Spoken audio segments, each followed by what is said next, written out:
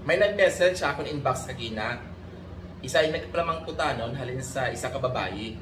Hambalya, isa siya ka estudyante nga naluyag sa isa ka pulis nga naga-duty sa kuwa sa eskwelahan nila.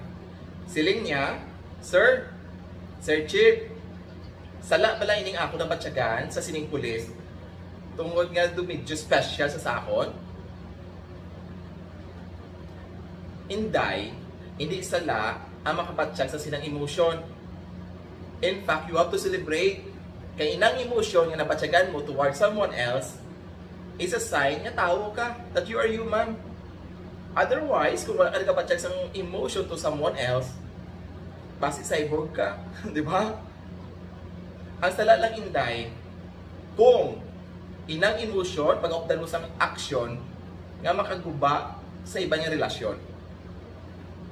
So, ang ako ma-advise sa imo is, while you have that special emotion to that police officer, you have to know him better.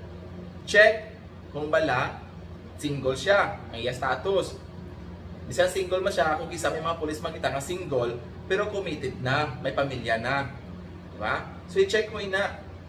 Kaya hindi nami nga gusto mo man sundan or pagsugtan ang imo emotion, pero makaguba ka sa relasyon. Diba? Hindi kita namin. Amo na ang sala. Pero ang pagbatsyag sa special feeling to someone else, hindi sala. It's a sign that you are human. Okay, Inday? Pero sa kung pag another advice mo is, tungkol estudyante ka, tutok anay sa pag-eskwela. Hindi anay pagkahagad paminsar inang emotion mo sa pulis naton. No? Nagkantos da sa eskwelahan, sa eskwelahan nyo, agad magbantay sa imo. Why na siya yung intention nga magsulod sa isa ka relasyon. Hopefully. But in your case, focus on your study.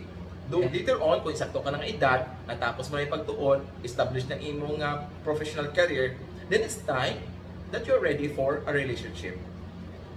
Again, hindi sala magbatsyag sa special emotion sa isa ka pulis. Ang sala, kung ang imo nga action tungkol sa isang emotion, makaguba sa isa ka relasyon. Okay?